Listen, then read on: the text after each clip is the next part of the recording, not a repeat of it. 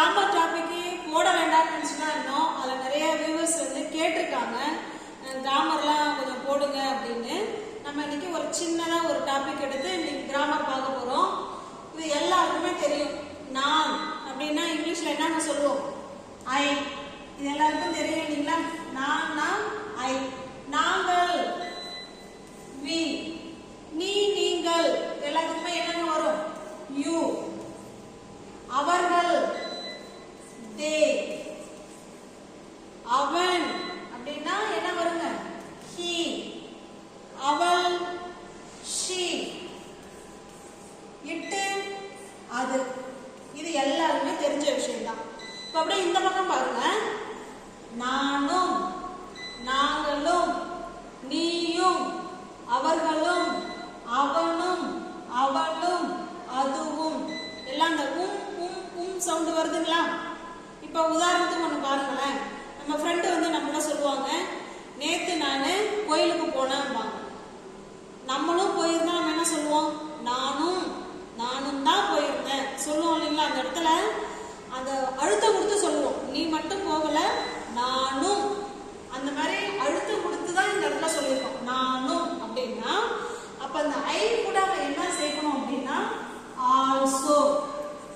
I also அப்படின்னா நானும். We also நாங்களும். யூ ஆல்சோ நீயும் இல்லைன்னா நீங்களும். தே ஆல்சோ அவர்களும். ஹி ஆல்சோ அவனும். ஷி ஆல்சோ அவளும். இட் ஆல்சோ அதுவும். ஓகேங்களா? அப்ப ஐன்னா நான் அப்படின்னு தான் அர்த்தம். நானும் அப்படின்னா ஐ ஆல்சோன்னு சொல்லணும். ஆல்சோ அப்படின்னா ஆல்சோவுக்கு நிறைய மீனிங் இருக்கு. இந்த இடத்துல நானும் நாங்களும் நீங்களும் அப்படின்னு சொல்லும்போது இந்த ஆல்சோவை சேர்த்து பேசணும். ஓகேங்களா? உங்களுக்கு கிளியரா இருக்கா? இந்த ஆல்சோவை வச்சுதான் எப்படி சென்டென்ஸ்ல பேசுறதுங்கிறத இன்னைக்கு வீடியோல பார்க்க போறோம். வாங்க பார்க்கலாம். இங்க பாருங்க. நான் ஒரு ஆசிரியர் அப்படின்னு நம்ம சொல்ல போறோம். எப்படி சொல்லலாம்?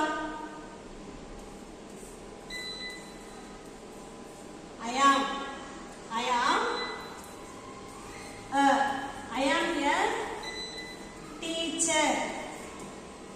நான் ஒரு ஆசிரியர் அப்படின்னு சொல்லியிருக்கோம். இந்த இடத்துல பாருங்க, நானும் ஒரு ஆசிரியர் தான். இப்போ யாராவது ஃப்ரெண்டு சொல்லுவாங்க, நான் ஒரு டீச்சரா இருக்கேன். இப்போ நம்ம என்ன சொல்லுவோம்? நானும் டீச்சரா இருக்கேன். நானும் அந்த இடத்துல அழுத்தம் கொடுக்குறோம் இல்லைங்களா? அதுதான். இப்போ இங்க பாருங்க, அதே மாதிரியே ஐ. ஓகேங்களா? ஐ ஆம். இந்த வேர்புக்கு அப்புறமா ஆல்சோ சேர்த்துக்கணும். ஐ ஆம் ஆல்சோ. ஐ ஆம் ஆல்சோ அப்படின்னா அதோடய வேணாலும் முடிச்சுக்கலாம். ஐ ஆம் ஆல்சோ அப்படின்னா என்ன? நானும் டீச்சர் தான் சொல்ல வரும். இல்லை ஃபுல் சென்டென்ஸ் வேணாலும் நம்ம சொல்லிக்கலாம். ஐ ஆம் ஆல்சோ டீச்சர். நானும் ஒரு ஆசிரியர் தான் அப்படின்னு சொல்லணும். ஓகேங்களா? ஐ ஆம் ஏ டீச்சர்னா நான் ஒரு ஆசிரியர். ஐ ஆம் ஆல்சோ டீச்சர்னா நானும் ஒரு டீச்சர் தான் அப்படின்னு அந்த இடத்துல சொல்றோம். ஓகேங்களா? இந்த ஆல்சோ எங்க ஆட் பண்றோம்னு பாருங்க. வேர்புக்கு பக்கத்துல ஆட் பண்றோம். ஓகேங்களா? நெக்ஸ்ட் பாருங்க. அவன் கதை புத்தகம் படிக்கிறான். கதை புத்தகம் என்ன பண்றான்? படிக்கிறான் அப்படின்னு சொல்றோம். அவனுக்கு என்னங்க இங்கிலீஷ்ல?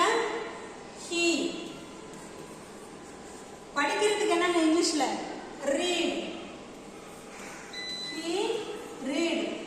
ஹி ஷி இட்லாம் வந்தா வேர்ப் கூட என்ன சேர்க்கணுங்க? கட்டாயமா எஸ் சேர்க்கணும். He reads the story book. He reads the story book. அவன் கதை புக்கு படிக்கிறான் அப்படின்னு எழுதிருக்கோம். இப்ப அதே சென்டென்ஸ் கீழே பாருங்க. அவனும் கதை புக்கு படிக்கிறான். அவனும். அப்ப அதே சென்டென்ஸ் திரும்ப எழுதுங்க. ஹி. இது verb இல்லைங்களா? இந்த verb-க்கு முன்னாடி வரும் also. He also reads the story book.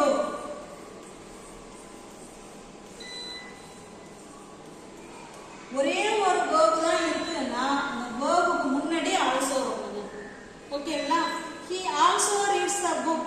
Reads the story book. அவனும் கதை புத்தகம் படிக்கிறான் அப்படின்னு அர்த்தம். அடுத்ததா பாருங்க, அவர்கள் டிவி பார்த்தார்கள்.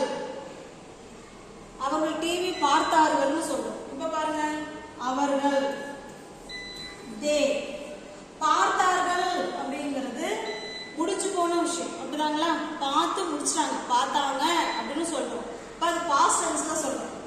they saw இல்லனா வாட்ச், அது கூட சொல்லலாம். டிவிக்கு நம்ம வாட்ச் போடுறது தான் கரெக்டா இருக்கும், சா கூட தேவையில்லை. they watch TV, they watched TV, அவங்க டிவி பார்த்தார்கள் அப்படின்னு சொல்றோம். அவர்களும், அவர்களும் வருது இல்லைங்களா, இத பாருங்க, they also watch TV. they also watched TV. ஓகேங்களா, இப்போ ஒரே ஒரு verb மட்டும் வருதுன்னா அந்த verb-க்கு முன்னாடி தான் also ஆட் பண்ணணும். புரியுதுங்களா?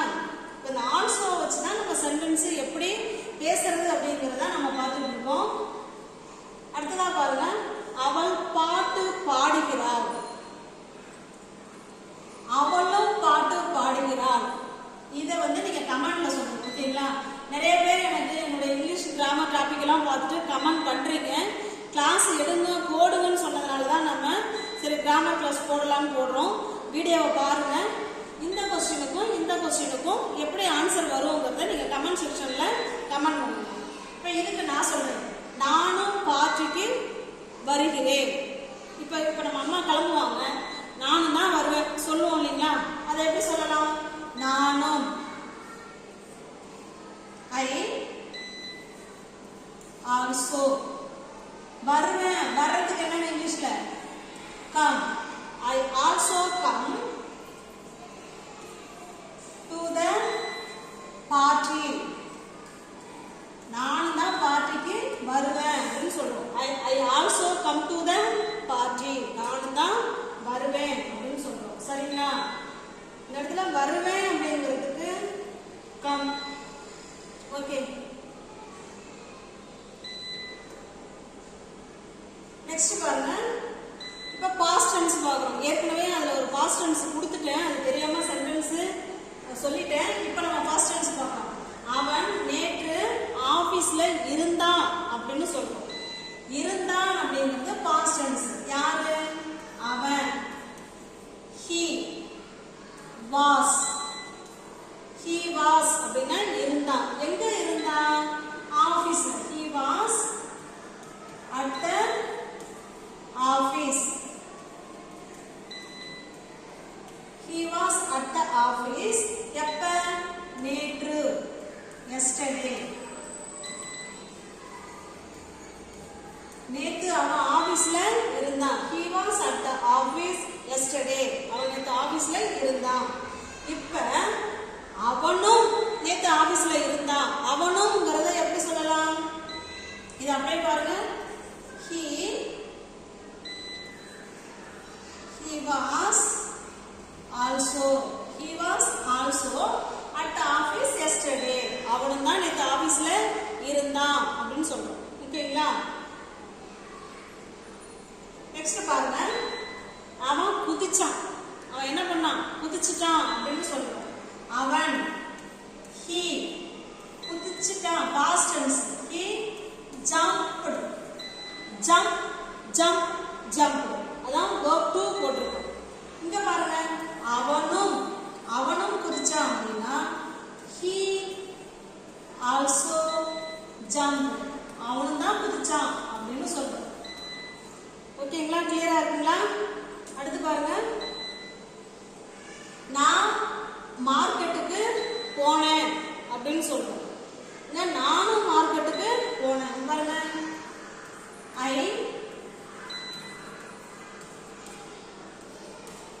went to the market. நான் மார்க்கெட்டுக்கு போனேன், இந்த சென்றேன் அப்படின்னு சொல்றோம். I went to the market. நானும் அப்படின்னா என்ன சொல்லுவோம்? I also went to the market. I also went to the market. நானும் தான் மார்க்கெட்டுக்கு போனேன் அப்படின்னு சொல்றோம். அவனும் சினிமாவுக்கு சென்றான். இதை எப்படி சொல்லலாம்ங்கறத நீங்க கமெண்ட் பாக்ஸ்ல கமெண்ட் பண்ணுங்க. ஓகேங்களா? அவன் எப்படி சினிமாவுக்கு சென்றான் அப்படிங்கறத கமெண்ட் பண்ணுங்க. அவனும் அப்படின்னு கொடுத்துருக்கோம். எப்படி வரும்ங்கறத சொல்லுங்க. நெக்ஸ்ட் பாருங்க. நாங்களும் பூக்களை பறிப்போம். இப்போ ஃபர்ஸ்ட் நான் பூவை பறிப்பேங்கிறதுக்கு எழுதிடலாம். நாங்கிறதுக்கு என்ன இங்கிலீஷ்ல ஐ பறிப்பேன் அப்படிங்கிறது ஃபியூச்சர் டென்ஸ். இனிமேதான் அந்த செயல் நடக்க போகுது. அப்ப ஐ வில்